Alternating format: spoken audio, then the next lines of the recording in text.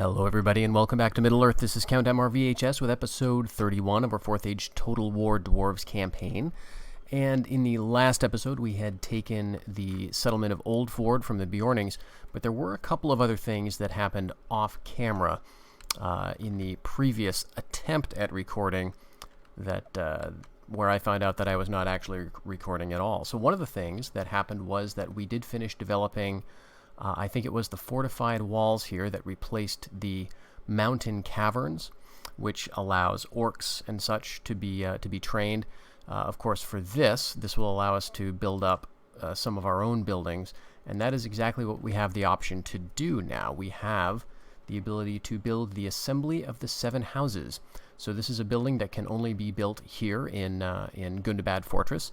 The idea behind this building is that you are reconstituting this ancient assembly. It is said in the lore, well, not very much is said about Gundabad, but one of the things that is mentioned is that it seems to have served as a meeting place for the 7 different kindreds or houses of the dwarves.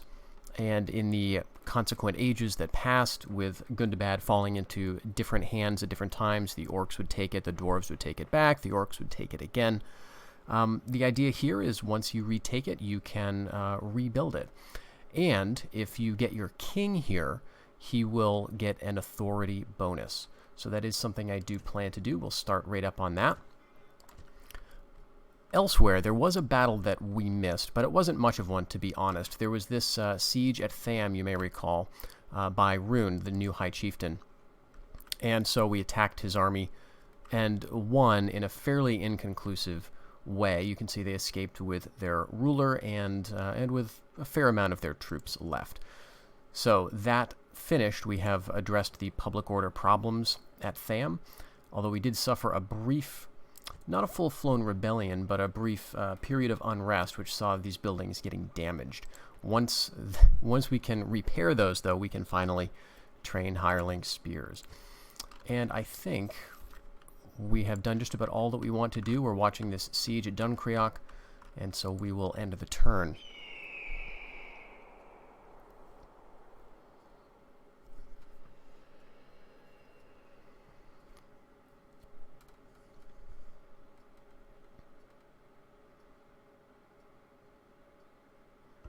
Okay, so we must have lost Raycost. Okay, that is not a surprise, and these rebel stacks, when they spawn, tend to have very large armies, so it will be a while before Rune takes that back. I'm happy to let them try, though, because I don't want to be bothered taking it back and taking more losses. So that's fine as far as I'm concerned. We trained a couple of scouts, one more at Tham and one at Old Ford. And so we've got actually a lot of scouts here, so let's send them out to different parts of the map. I will want one over here just to keep an eye on Rune and potentially Ravanian. I do want to keep one inside the settlement just to avoid being surprised. And I think we'll send this other one north to watch the Fennis Rim area, and we'll move this guy further north because we did see that Rune has this settlement, the Northern Marches. So we're going to get up there and take a look at what their situation looks like up here. We did train and retrain some units in Barraz-Dûm and Gunduthorin, and I think we're going to just move those guys out. So we'll take all of these troops and head them down in this direction, and then we'll do the same over here. I think we'll take the young commander and move all of those guys out.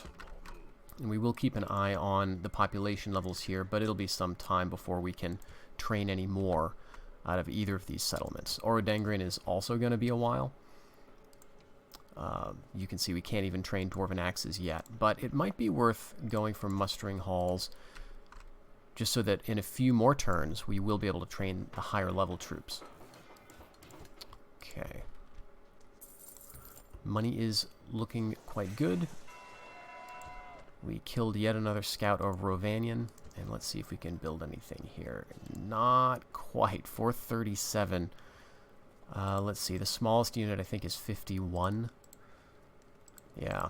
So we will have a few more turns probably before we can train any dwarves at Nerrig Zagil, and then as soon as we can, we will.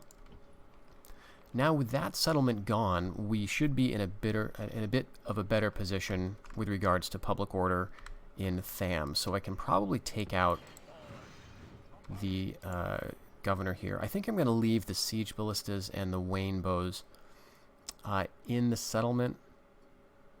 Well, actually, I'm not sure. The Wayne bows might be worth bringing. The siege ballistas, I would love to get them retrained, but it's, you know, it's going to be a very long time. So the question here is, what do I want to do with Blaine of Ered Rune? And probably the best thing would be to send him to Fennis Rim. If I could take and hold that, it would be a coastal settlement. I'd be separated from Rune for a while in the north, and I would pretty much only have to watch this part of the map, and I don't know if they're going to be able to assemble enough troops anyway. So another reason for keeping the siege ballistas behind is that they have such a poor effect on your movement points because they are siege engines. So I think we will leave those in the city. They're not going to help us at all. But we do want to bring enough units to be a credible threat. So I do want to take the Dwarves of the Iron Hills with me. Let's say something like this. And I think we want to take some more mercenaries. May as well take these. Well, actually, let's combine the cav. We can't take much, 70. But we can start training. Oh, that's so good. We'll just queue up a few guys here. And geez, the way station here will get us slingers, but these are going to be essentially copies of the plentiful slingers that we can recruit in the area. As you can see, we have 4 units of mercenary slingers in Tham already, and what's more, you can retrain them in Tham. Tham is a chief city, and so that means you can retrain mercenaries that are local to the region at such places. So I may hold off on the way station. It's not going to give me any extra income because we don't... It would if we had neighbors that we could trade with, but we don't. So it won't be giving us income for a little while. In fact, it will be hurting our income by a bit. Not that that's such a huge deal, but I just don't think we need it quite yet. Maybe the Hall of Tomes. That's going to save us about 50, and it's going to cost us... it's going to cost us more. So we'll hold off on those things for now. And I think we can just be happy with hireling spears for a while. Once we feel like we need more slingers, we can certainly upgrade that. Let's see. The Variag mercenaries, unfortunately, are not retrainable at Tham. Oops. So who else can we bring? I think I do want to bring a couple of slingers, or at least 1 unit if we can get away with it. Yeah, just barely. Well, we'll just keep training hirelings out of there. And I believe that the faction leader's not here. That means there's an army running around with Waynes and with their faction leader somewhere. That's... Oh, is that him? Nope, that's a different guy. Oh, I did want to bring the Wayne bow. Let's see what that looks like. Okay, we can take that. Let's at least chase these guys off our property. Right, so this is a noble with a fairly small army. We can't reach them yet, but that's fine. We'll be within reinforcing distance of Tham in case someone comes out of the fog of war to besiege it. So this is all I want to do, clear out any locals, and then get to a position where we can strike at one of their other settlements. Okay, in the north, I think I've reached a decision in terms of where we're going to go with these reinforcements that are heading towards Rune. Instead of going up here and going through a lot of nothing, I'm going to head down here, and I may try to take Yodor. So this settlement is something I should have taken a long time ago, probably. I may have even said something about it in one of the first episodes, but early on I was, if I remember correctly, very focused on taking back the Duero Delft, because of course we did not start with this. So there's a sort of incentive to take your troops and rush them west and south. But what I could have done instead was taken Yodor, because North Rune either starts with it or it starts rebel. And what I opted for instead was trade with them, and that's been fine. But I think now is the time where I would really like to get this as a dwarven settlement. Now, I will never be able to train dwarves out of here, but this does have the potential for some great hireling troops. There are some great hirelings you can train in barding territories. And of course, most of this is owned by your ally Dale. But if any of these territories were to fall to another faction, then like North Rune has taken Yodor, for example, then you can build up some great barding mercenaries, or hirelings rather. So that's what we're going to think about doing. We'll definitely head down through this territory. We'll meet these guys up first. But there's also just mercenaries to be had in the area. There are longbowmen. So there is some reason to head down through there to get those units that we couldn't otherwise get. And if we go down through Dorwinian and Rovanian, there's more mercenary cavalry and bowmen, so it's got a decent amount of variety. And if they decide to attack us, then, well, all the better. We'll be going to war with North Rune. All right, over here, there is a cavalry. Oh, no. If this army doesn't move, we are blocked. So we have military access with Tharbad, but if they're standing right on the crossing, then we can't go around them. So that's going to be extremely annoying. Hopefully they'll move. If not, we'll have to think of something else. I'd rather not go to war with Tharbad at this point. All right, population here is growing again. Maybe we'll just stand around and collect some more units from Hollowbold. In Loon, maybe worth going for roads. This is not going to get us a lot of money in terms of trade, and it is going to cost us some upkeep.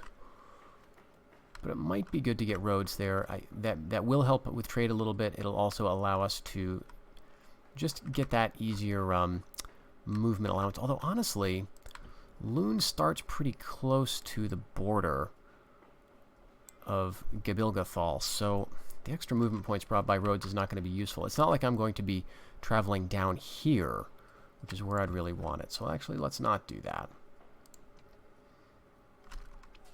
What else can I train here, though? I guess Dwarven Craft is always a pretty good bet. It'll help your troops. And here what we're doing is mostly waiting for that population to go up. We do have some units we could train, but we're going to wait for that. And I'm trying to think of any other things we're working on here. Oh, right. Okay, Forodrain did not have the Homeland Dominion building, so I guess we can do that. Although actually, maybe not now because Tham is right at 70. So we'll wait. We'll give that another turn. All right, here we go. The attack on Dunchrioch. As you can see, a lot of cavalry here, and a lot of ranged units, archers or skirmishers. Very little that I'm worried about. We don't have much in terms of ranged ourselves, but I think we'll be fine. I can see also that the Dunlendings do have some other fairly large forces, so it's not like this is going to be a decisive battle, unfortunately, unless they're getting right to the end of their population. But I think they have a fairly quick population growth overall as a barbarian faction, and their units are cheap and plentiful, so we'll definitely be facing them a lot. Okay, so they're all coming from here. So we got some dwarven buildings in here because we've had the settlement for a little while, so we're starting to build our own stone ziggurats and such. All right, let's get all these guys off skirmish. So these are the Dunlending mercenaries. Geez, I think they'll be pretty sufficient. I just want to stay out of the range of this this siege tower. but that's what I can have my my bodyguard units do. They can just be ready to counter that, and yeah, why not? I've got a couple of long axes, and they'll be great down here at the gate. And the hirelings can do that as well. And the warhammers and the axes can kind of back them up. I think I want blunderbusses on the walls. So we've got 2 of those. And they'll just help to induce fear. Let's see, we'll put 1 of the skirmish troops up here. And another one, I guess, over here. And I think that's everybody, is that right? No, we have 1 more unit on the walls. This is my archer. Dwarven archer unit. So they can go right over here, I guess. Alright, so here they come.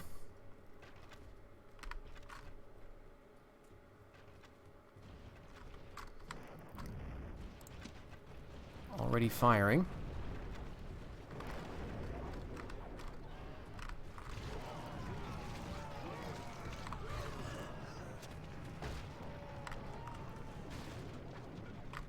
So the ram is definitely going to make it there. And I do have my general here in case we need to get him down. But I don't think we will.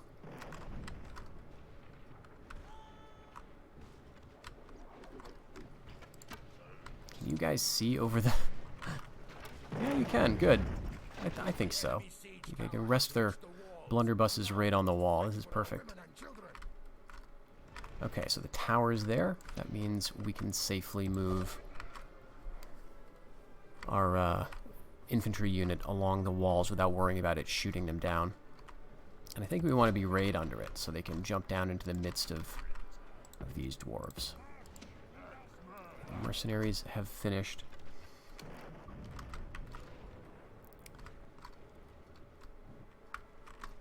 Ladders are having trouble.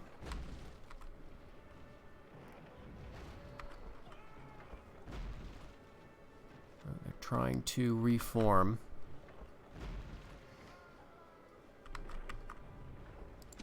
Alright, I think we're at an awkward position for the blunderbusses to shoot. So maybe we'll move them over to the side so they don't get caught, and we'll make sure the general is right in the ladder's path. This should be fine, although I think I want to move these guys out of the way.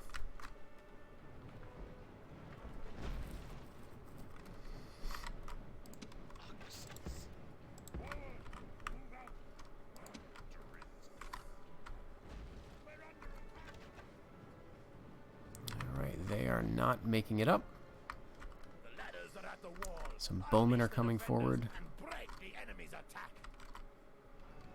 So when they do get through the gate, that's when it's going to get rather chaotic, because all of these cavalry are going to charge through. And I've got a fairly small welcoming party. I'm wondering... I should probably do something different about that.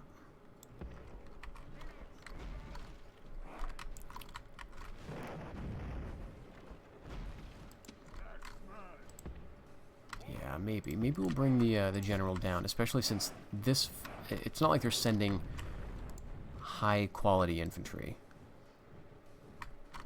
So between these Dunlending mercenaries and the blunderbusses, I think we'll be okay with anything that manages to get up to the wall.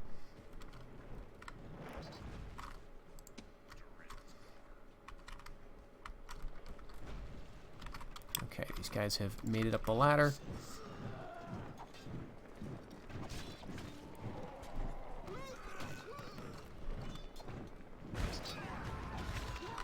We are taking some losses. Oh, it's probably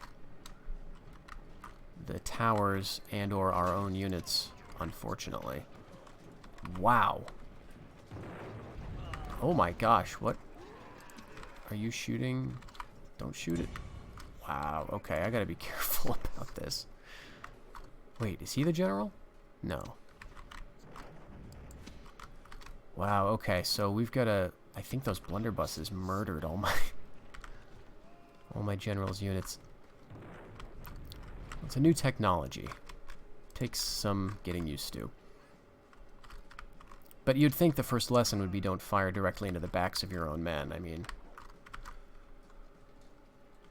one would think. Although maybe it's these spears that are getting a lot of hits in.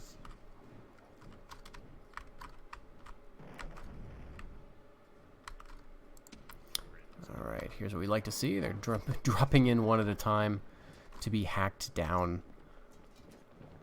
by my Durin's Guard. No losses over here.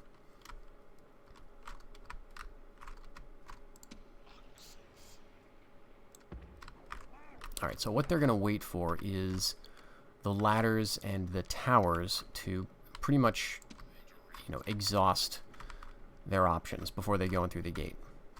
Which makes sense. Going in right through the gate as soon as you break it open is not going to be the best move, especially if you don't have a good position here.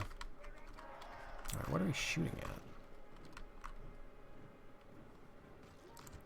Alright, I'm going to have you guys not fire at will. Okay, there they come.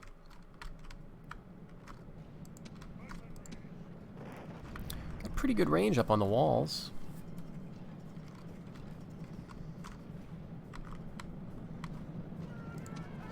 And we're all on guard mode here, except for the general. We'll let him get into the thick of it. But this is going to be a very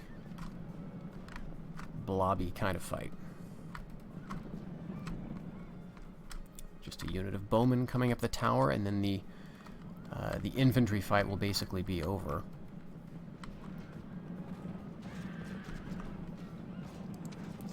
We are taking some losses with the long axes.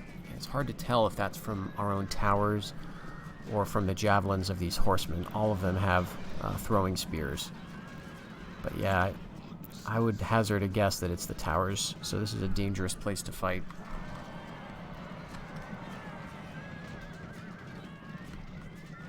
The general's in the thick of it now.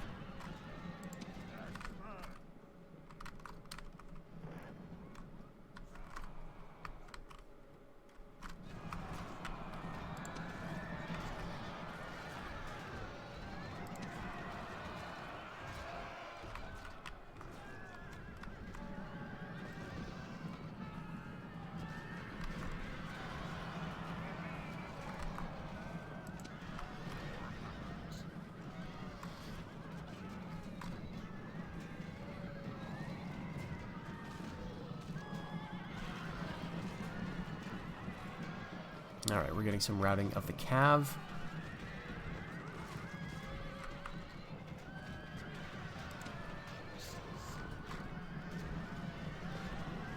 There we go. The general's holding back, as always.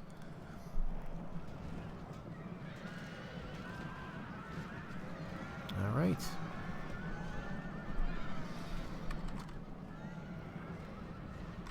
Some of them are going to come back for sure.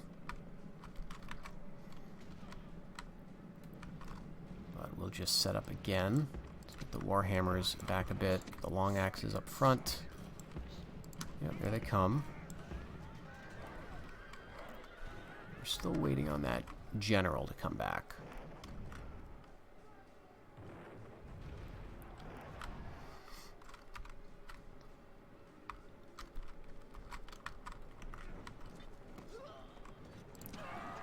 These bowmen are not going to stand a chance.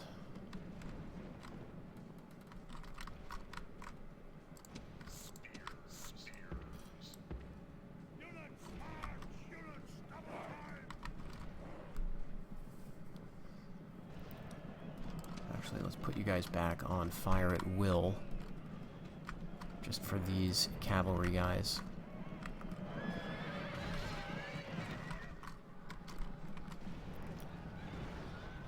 Come on, Captain.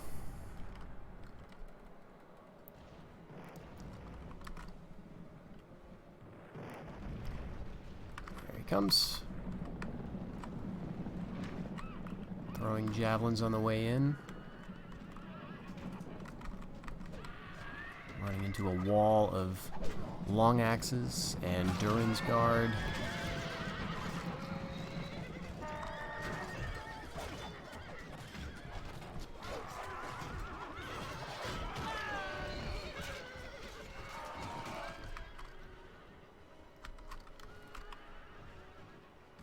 Alright, I think that's it. Sure, we'll just continue to kill that guy. And I think that's all the losses we're going to get, so we can end it right here. And did pretty well. What do we have? 374 survivors out of 411. A lot of those were from that bodyguard unit who was getting some friendly fire, I'm thinking. So those will come back. And the others are not such a concern, really.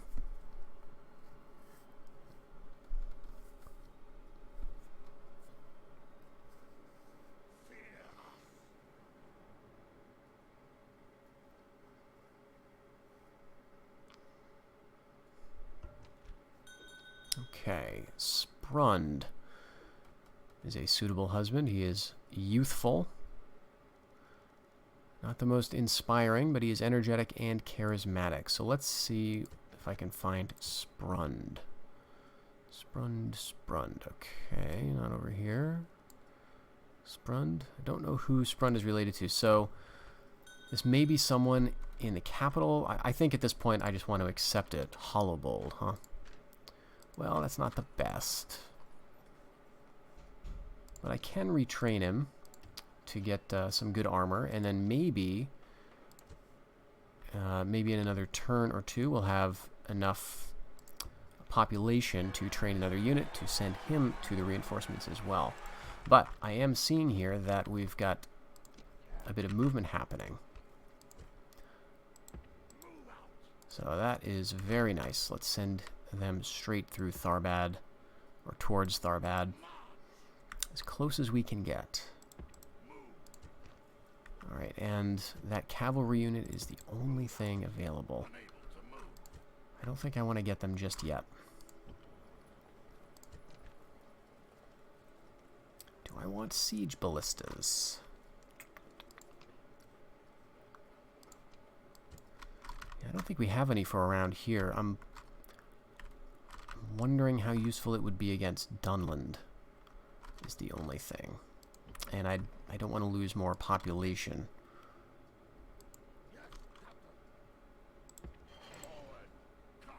So who's the governor? Is this guy the governor? Yes, he is. Now he's getting old. Well, let's leave him there. Actually, we have to leave the mercenaries too, just as a very cheap garrison. So we can bring all these dwarves, and oh, there are some really nice mercenaries around here. So we'll meet these guys all up together, and I think we're going to go ahead and buy those rider mercs. Between the two of these, we will have a really respectable army, and I think what we're going to do next is aim for Dunhold. Now, the danger in taking this is it's going to add to our border with Tharbad, because this borders Greyholm. That may induce them to attack us. I don't believe they're at war with anybody else, just a Dunabar. So hopefully they'll continue that war. You know, if they went up to Bree, that would be fine with me. But if we end up going to war with them, well, I guess we're going to get some rich territory around the Grey Flood. All right, Old Ford has provincial pacification. That was very fast. Let's go ahead and go for the Outland Dominion there. It's probably not going to get us a ton. Well, actually, 1,100 per turn. And the mismanagement isn't too bad, 300. So we're still looking at 800 or so net profit out of this Outland Dominion in only 6 turns. Dwarves get some great building advantages. All right, so he died around here in Lithlad. And what else? Did we lose somebody else? We lost another scout up here. That's fine, actually. And Keeley became the governor of Old Ford, which is, you know, not that impressive. He was not the best governor, but he's there. All right, so down here we can retrain those hirelings, and let's go ahead and grab another unit. And here we did have some blunderbusses, but I think I'll leave them at the outpost. Well, now let's bring them up. We're facing very little danger out of Rohan. And in a little while, we'll be able to train more of those. Over in Rune, I think what we can do is have our battle with this army, and then be prepared to head north. So that'll be something for the next episode. I see another big army of the Easterlings on the horizon, so we won't be going too far from Tham, just cleaning house and trying to hold what we've grabbed while we move our reinforcements down from the Iron Hills region. So, thank you very much for watching this episode, and I hope you'll join me for the next one. Have a great day, everybody.